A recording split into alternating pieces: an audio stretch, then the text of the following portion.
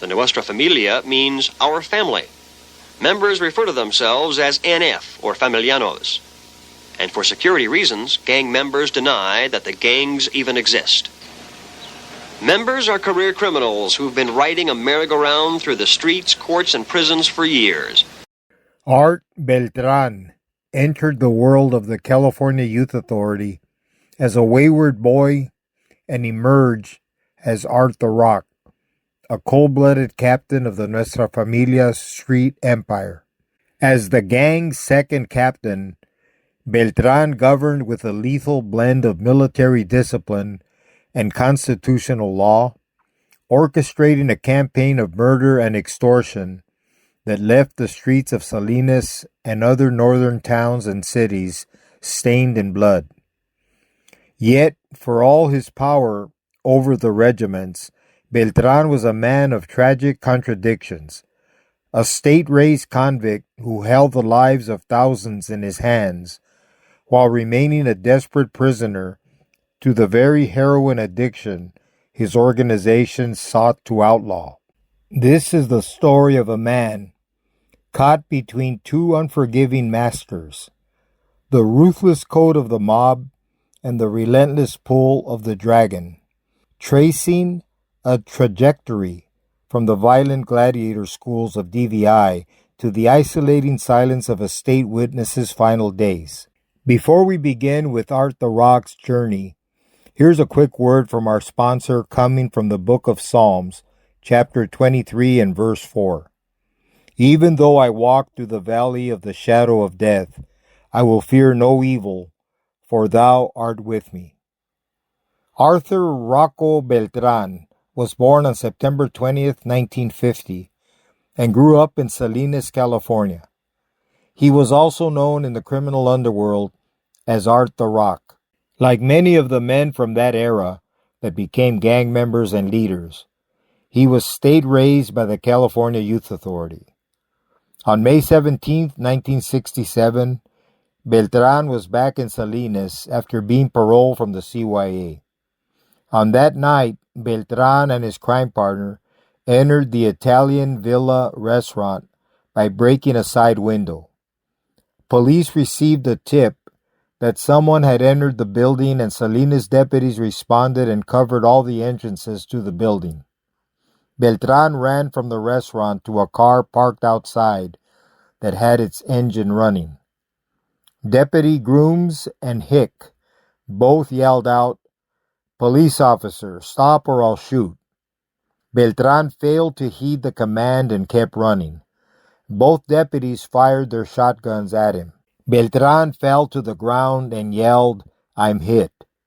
He was taken to the general hospital where he was treated for superficial wounds in the hip caused by 3 shotgun pellets. On May 31st, 1968, at about 11 p.m., Beltran and Hector Castillo were arrested when police found them in a parked car at 225 Soledad Street in a state of intoxication. The 2 youngsters were initially booked into the Salinas Police Department, but since both were under the age of 18, the decision was made to transfer them to the juvenile hall. While they were en route, Beltran and Castillo escaped. The following day, both youths were recaptured. Beltran was taken into custody at his residence without resistance. On November 1st, 1968, Beltran was arrested for petty theft involving 2 counts of purse snatching. He was arrested by Salinas police after 2 women reported that a youth had snatched their purses from the steps of Christ the King Catholic Church on East Lake and Front Street. The women were with a group of people that were rehearsing for a wedding when Beltran walked up to the church entrance, grabbed the purses, ran through a nearby park, entered a waiting vehicle, and sped off. On December 10th, 1968, he was sentenced to 75 days in jail with 30 suspended, and he was ordered to make restitution to the victims within 60 days. On January 23, 1969, Beltran and Paul Rice were arraigned in Salinas Municipal Court on a felonious assault charge for the torture of fellow inmate, 21-year-old Donald Moore. Over a 7-day period, they beat, burned him with cigarettes and matches on his hands, earlobes, and arms, and forced Moore to drink from the jail cell toilet bowl, and took his food trays. Beltran and Rice were convicted by a Superior Court jury on April 8, 1969. On April 29, 1969, they were committed to the California Youth Authority. Years later, after Beltran dropped out of the Nuestra Familia and began working with law enforcement, he testified that just 15 days short of his 21st birthday, he joined the Familia on September 5, 1971, at the Dual Vocational Institution, also known as DVI. If his testimony is accurate, that would mean he was recruited into the mob while he was a CYA ward. Remember, at this time, CYA housed the most incorrigible wards alongside CDC convicts at facilities such as DVI and Soledad's North facility. So Beltran's experience was not unique, but unfortunately common. For example, during the 1972 war between the Familia and the Mexican Mafia, two mafiosos who also happened to be CYA wards at the same time were involved in a murder and mayhem at DVI. On July 2, 1972, the Nuestra Familia tried moving on Mexican Mafia members Richard Baby Boy Resendez, age 18, and Corwin Sloppy Elmore, age 20, at DVI in two separate incidents. Fights broke out at 8:45 p.m. in the television viewing rooms in C and J wings. Baby Boy took the knife away and killed NF member Gonzalo Güero Lopez, who was pronounced dead at San Joaquin General Hospital at 10:30 p.m. Sloppy survived the NF attack but required treatment for his wounds and was taken to San Joaquin General Hospital. Sloppy, who would later become Rene Boxer Enriquez Padrino, was transferred out of DVI after this incident to the Youth Training School in Chino, also known as YTS, which was another CYA facility. Later, YTS was renamed after CYA Director Herman G. Stark. On September 29, 1972, armed with half a pair of garden shears, Sloppy stabbed fellow CYA ward 21-year-old Robert Gutierrez at least 5 times in the stomach, chest, and arm. Gutierrez was found lying between the Catholic and Protestant chapels by other wards. He was rushed to San Antonio Community Hospital in critical condition and was listed in fair condition the following day in the hospital's intensive care unit. Sloppy was locked up in Chino's segregation lockup unit and charged with attempted murder. After serving about 2 years, 21-year-old Beltran was once again paroled from the CYA to Salinas. It didn't take long for him to get in trouble. On January 12, 1972, Salinas police arrested Beltran on a warrant for burglary, possession of stolen property, auto theft, and parole violation. Before we continue, I'll give you one guess as to why Beltran was involved in all these property crimes. You got it right. He loved shooting carga. Even at this young age, Beltran was chasing the dragon. Another unfortunate commonality amongst the convicts of this era. On April 23, 1973, at about 1:20 a.m., Salinas police traveled to Beltran's apartment located at 318 Soledad Street to arrest him on 2 warrants. One for failing to make a court appearance, the other for violating probation. Beltran slammed the door on the officers and armed himself with a gun, but police were able to convince him to surrender before any shots were fired. A search of his apartment uncovered narcotics, a switchblade, and a gun that was listed as stolen. He was booked on charges of possession of stolen property, assault with a deadly weapon, possession of heroin for sale, possession of narcotic paraphernalia, and possession of a switchblade knife. Beltran was headed back behind the walls. When he returned to DVI, Beltran testified that Captain Michael Peanuts Villasana and Lieutenant Larry Perico Saldivar were running the prison for the Nuestra Familia. Beltran stated he noticed a change in the gang. It was more disciplined. A new constitution was adopted in July of 1973. Perico schooled Beltran on the new NF constitution. Beltran said that Perico had a lot of jugo with the administration at DVI, and it was Perico who negotiated with the administration to have the Nuestro General Robert Babo Sosa and First Captain Death Row Joe Gonzalez transferred from the Correctional Training Facility in Soledad to DVI. This is where Beltran first met Babo and Death Row Joe. In 1975, Death Row Joe wrote the street subdivision to the Nuestra Familia Constitution, which governed how the NF would be organized and function out on Broadway. Regiments were ordered established throughout the state, and each regiment would establish a bank for the regiment members to deposit the proceeds from their criminal activities. The money in the regiment bank was funneled to the main Nuestra Familia bank.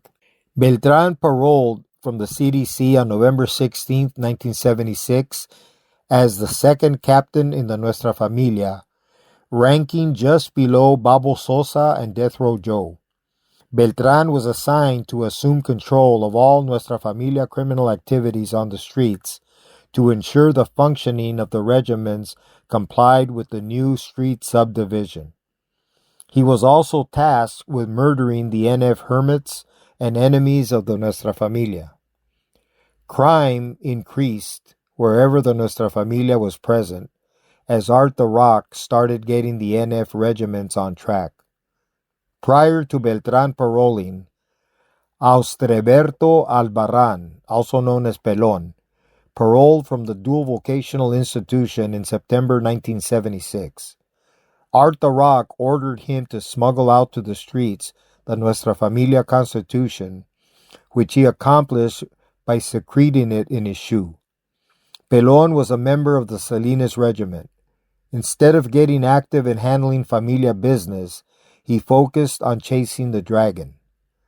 This breach of NF protocol led to his name being placed on the hit list.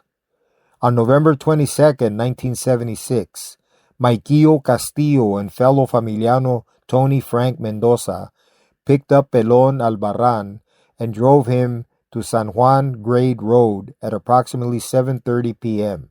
There they stopped the car, and Albarran was forced out and threatened with a sawed-off shotgun pointed at his head by Mendoza. Albarran reacted by grabbing the shotgun, and it went off, wounding Albarran in the leg. Albarran then ran off into the surrounding brush and hid as Maikio and Mendoza drove off. Albarran sought help at a nearby farm, was taken for medical attention to the Natividad Medical Center, and survived his wound. He identified his assailants to police, and Maikio was arrested on felony charges of attempted murder and assault with intent to commit murder. He was booked into Monterey County Jail. Charges were later dropped in the Salinas Municipal Court because Pelon failed to appear in court to testify. But this was only a short reprieve. Crime was not the only thing on Beltran's mind. As mentioned earlier, The Rock had a long love affair with heroin. Despite the fact that heroin use was outlawed by the Nuestra Familia's rules, many members continued to chase the dragon. On February 1st, 1977, 8 detectives and officers raided the Salinas Rooms Hotel at 105.5 Main Street at 10:50 p.m., armed with a warrant due to suspicion of heroin dealing taking place at the hotel. 2 $50 bundles of heroin, 18 grams of marijuana, and a hype kit were found. 13 individuals were arrested, all located in one room. 3 Nuestra Familia members were arrested. Beltran was booked on charges of possession of heroin and marijuana, and a parole hold was placed on him. Richard Din Castro, aka Casper from Salinas, was booked on charges of possession of heroin, heroin for sale, marijuana and narcotics paraphernalia, and a parole hold was also placed on him. Michael Eugene Castillo, also known as Maikio from Salinas, was booked on charges of possession of heroin and marijuana, and a parole hold was placed on him as well. Although Beltran was later released and not tried on any charges related to this arrest, it did come back to haunt him. As mentioned before, the Familia had banned the use of heroin by its members. Death Row Joe became aware of his arrest. However, none of the 3 Familianos arrested were charged with being under the influence. Death Row wasn't stupid, and he suspected them of breaking the NF ban on heroin use. But without more than a hunch, he could not discipline them for breaking the rule, simply on suspicion. Instead, after completing an investigation, Death Row used this arrest to demote Beltran from his position of captain in charge of the streets and replaced him by promoting Sammy Venegas, the Fresno Regiment lieutenant, in his place. Beltran testified that Death Row Joe believed it was wrong for a member of his stature to be in a place where heroin was being sold and used. Beltran himself was also busy. On March 28, 1977, just 3 months after paroling, Art the Rock was arrested in San Jose by Santa Clara County Sheriff's deputies on warrants issued by the San Jose Police and Monterey County Sheriff's Departments. He was charged, along with Philip Pablo Lopez, with assault with a deadly weapon in the shooting of Arthur Hernandez outside of the Balcony Lounge in San Jose on February 26, 1977. Beltran and Lopez were also charged with attempted murder and conspiracy to commit murder in the stabbing of Leonard Mejia on March 4, 1977, also in San Jose. Monterey County suspected him of being an accessory to the December 22, 1976 murder of Mexican Mafia associate Alejandro Knuckles Moreno, who was stabbed to death in a Salinas area labor camp. Knuckles had been placed on the Nuestra Familia's hit list because they believed he was a member of the Mexican Mafia. In November of 1976, Nuestra Familia Lieutenant John Joseph Hernandez, also known as Mousy, paroled prior to Beltran's release on parole. After Mousy's defection, he testified that Clara Imperial provided him a matchbook with the names of 4 individuals in the Salinas area that Death Row Joe wanted hit as soon as possible. As Mousy's first order of business, Death Row Joe said these hits should be undertaken that same month Mousy paroled. Knuckles Moreno and Gloria Rice were 2 of the intended targets. After his defection, Art the Rock testified that several days before the murder, Clara Imperial brought him an angry message from Death Row Joe in Soledad, wanting to know what was happening with the Rice and Moreno hits. Selected to carry out the Knuckles murder were Rafael Ernesto Gabriel, also known as Little Ernie, or simply as Ernie, and Manuel Din Castro, also known as Manny, who was the brother of NF Lieutenant Richard Din Castro, also known as Casper. Ernie and Manny came up with a plan to set up Knuckles by telling him that Ernie had some new heroin, offer to get him high, and then administer a hot shot, the underworld term for a lethal overdose. Manny, Ernie, and Knuckles drove around Salinas in Knuckles' car, looking for a place to shoot up, and eventually stopped at Joe Tocol labor camp, located on Fontes Lane. They entered the bathroom and Knuckles was given 2 fixes, shots that would put down a horse, but he didn't go out.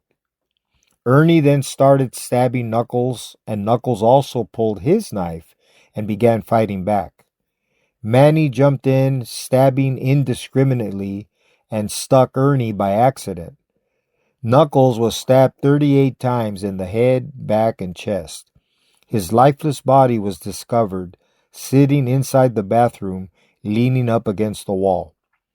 Prior to Beltran's release on parole, Death Row Joe schooled Art the Rock, providing him with direction in his new role as the man in charge of the Nuestra Familia street operation. Beltran testified that during one of those sessions, Death Row Joe told him to contact 3 Salinas heroin dealers and attempt to come to a business agreement. In exchange for a percentage of the drug proceeds, the NF would provide them protection. If the drug dealers declined the proposition, Death Row instructed Beltran to execute one of them as an example to the others, predicting the others would then fall in line. On March 12, 1977, the body of heroin dealer Adam Centeno was found on the shoulder of the old Natividad Road at about 11:20 p.m. by a passing motorist who drove home and notified law enforcement. Monterey County Deputy Coroner reported Centeno was shot once in the head and once in the chest at a fairly close range with a shotgun. After his defection, Beltran testified he and Arthur Mosca Serrato kidnapped Centeno, took him to a motel, stabbed him with a screwdriver, and forced Centeno to have his people surrender 2.5 ounces of heroin. Then they transported Centeno to an isolated area near the sheriff's posse grounds off of Old Natividad Road and killed him. Beltran testified that Serrato fired twice at Centeno, hitting him in the chest. Beltran further testified, I grabbed the shotgun from him and went up as close to his head as I could and shot him. The increased Nuestra Familia criminal activity didn't go unnoticed, and law enforcement began to fight back. On April 13, 1977, after a one-day grand jury closed hearing, the Monterey County Grand Jury indicted 7 Nuestra Familia members for the attempted murder of Austeberto Pelon Albarran on November 22, 1976, and the murder of Alejandro Knuckles Moreno on December 22, 1976. Art the Rock Beltran was indicted on attempted murder and assault with a deadly weapon charge for the hit on Pelon and accessory to murder charges for the Knuckles homicide. Art the Rock was confronted with a slew of criminal charges.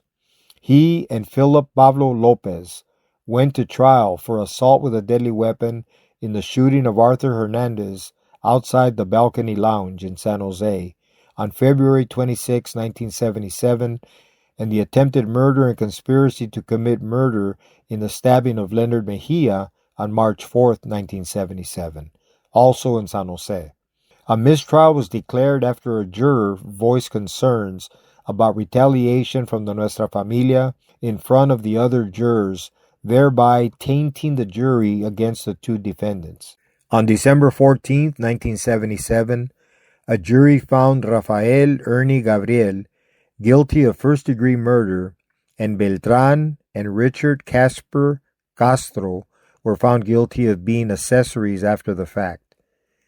On January 17, 1978, Art the Rock, Maikio Castillo, and Tony Frank Mendoza were convicted of attempted murder for the shotgun shooting of Austeberto Pelon Albarran. Through all of this, Art the Rock had held his mud and maintained his gangster standing. But the walls were closing in on him. Several Nuestra Familia members had flipped, were working with law enforcement, and pointing fingers at Beltran. How much longer would he last in that treacherous game? The murder of Jerry Miranda Blanco on December 18, 1976, was the case that brought down Art the Rock Beltran. As noted earlier, one of Beltran's main directives received from Death Row Joe prior to paroling was to ensure the NF regiments were functioning as intended by the street subdivision of the Nuestra Familia Constitution. Sergeant Bill Hankins was the California Department of Corrections' first institutional gang investigator who had now been promoted to the elite SSU unit and was working the NF detail on the streets. He paid Beltran a visit the day after Beltran paroled. A search of Beltran's belongings discovered a list of names on a piece of paper. One of those names was Jerry Blanco, the murder victim. Once on the streets, Beltran made the rounds amongst the various regiments to assess their current operations. He met with the Stockton Regiment Lieutenant James Cozad, aka Jesse James. Cozad complained to Beltran that regiment soldier Jerry Blanco was not taking care of NF business, but was instead getting high. Beltran relayed the information to Death Row Joe, who was housed at Soledad Prison, and he sent Beltran orders to execute Blanco via his trusted runner, Clara Imperial. Another meeting was held, which included Beltran, Mausi Hernandez, who was Beltran's number 2 on the streets, Cozad, and Crazy Joe Guerra from San Jose. Unbeknownst to the others present, Guerra was working as an informant for Hankins. Beltran told the others that Blanco was marked for execution and ordered Mausi Hernandez to arrange for 2 soldiers from Gilroy to come down and take care of the problem. Mausi departed the meeting immediately and traveled to Gilroy to meet with Jose Luis Alfaro and Ralph Chato Vasquez and ran down the Blanco hit. He also provided them with a piece of paper containing Cozad's name and number, who would assist them in the execution. The hitters traveled to Stockton, and Blanco was lured to Cozad's home on the pretense of planning a drug ripoff. Once inside the residence, Alfaro stabbed Blanco and Chato shot him. The coroner later said that either wound, independent of each other, was sufficient to cause death. Blanco's body was placed in a sleeping bag and placed in the trunk of his car. Alfaro and Chato then drove the car to a secluded area and abandoned it. As mentioned, Crazy Joe Guerra was working as an informant for Hankins. Hankins was working the NF from the street ladder and up to the Chingones, the main NF guys, and was using Crazy Joe in the hopes of turning Mausi Hernandez. During one of Crazy Joe Guerra's talks with Hankins, he told Hankins that Mausi was ready to flip.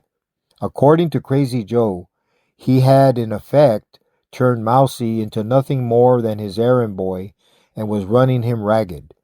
To illustrate the heavy-handed manner in which Beltran was managing Mausi, Crazy Joe relayed to Hankins that when they were meeting at Cozad's home to discuss the Blanco murder, Mausi was in a back room having sexual relations with a familia groupie when Beltran barged in and ordered Mausi to leave for Gilroy immediately to acquire 2 soldiers to carry out the Blanco murder.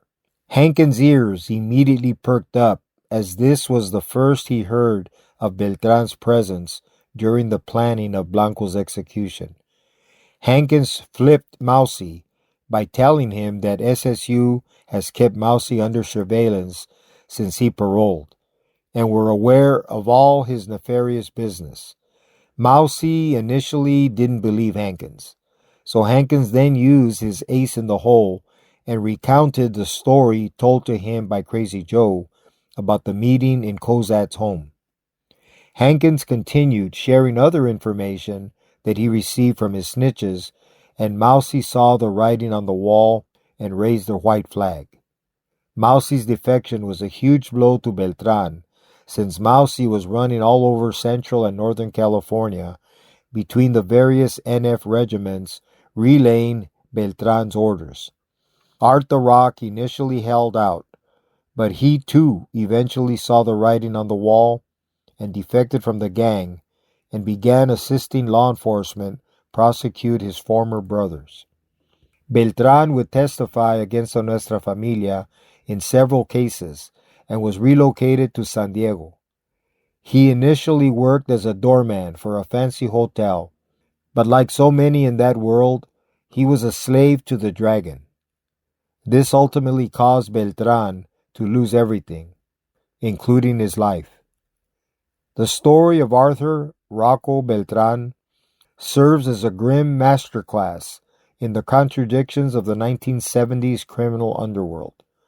As Art the Rock, he led a constitutionally bound street empire, yet he remained a prisoner to the very addiction the Familia sought to outlaw. His trajectory from the violent corridors of the California Youth Authority to the upper echelons of the Nuestra Familia, and finally to a lonely end as a state witness in San Diego, highlights the inevitable decay of a career criminal. Ultimately, Beltran's legacy is not one of power or prestige, but a cautionary tale of a state-raised convict, a man who could govern thousands on the streets through fear and structure, but could never truly govern himself. His defection proved that even the most hardened mob loyalty is fragile when the walls close in, and his final days proved that the dragon is a far more demanding master than any prison general.